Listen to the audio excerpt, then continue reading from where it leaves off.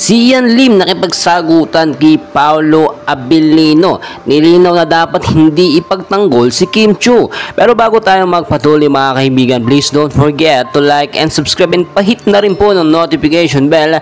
Maraming salamat po. Well mga kaibigan, alam naman natin na mainit pa rin yung issue.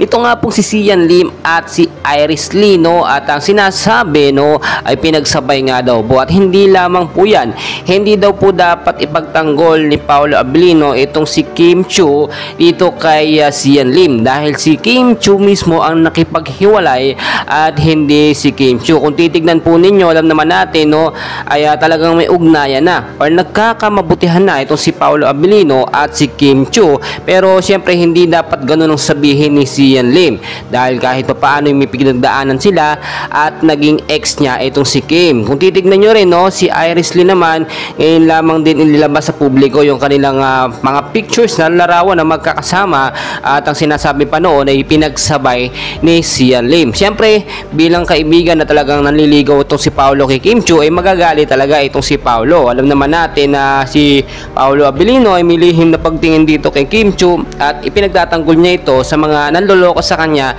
at hindi dapat pagkatiwalaan tulad ni Ian Lim.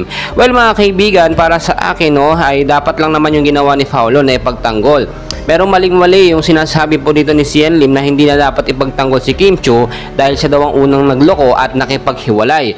Well, titignan nyo mabuti, no? Hindi naman nanloko ito si Kim Chiu at talagang aminado tayo na mabait ito si Kim at pinapahalagahan niya po yung mga kaibigan niya, especially yung naging relasyon nila ni Ian Lim. Well mga kaibigan, sa kabilang banda naman dito kay Janine Gutierrez, as of now medyo hindi na ito pinag-uusapan dahil siyempre alam nyo naman yung Paunin fans doon ay talagang hindi matanggap itong Kim Chiu. Pero dahil sa issue ni Iris Lee at ni Ian Lim, may unti-unti na lang natatanggap, no? Dahil si Kim Chiu ay talagang nakita nyo talagang sa side na ito ay siya yung aping-ape. Well mga kaibigan, napakarami pang kaganapan, and please wag na wag nyo pong kakalimutan mag-like and subscribe for more Celebrity Pinas update. Marami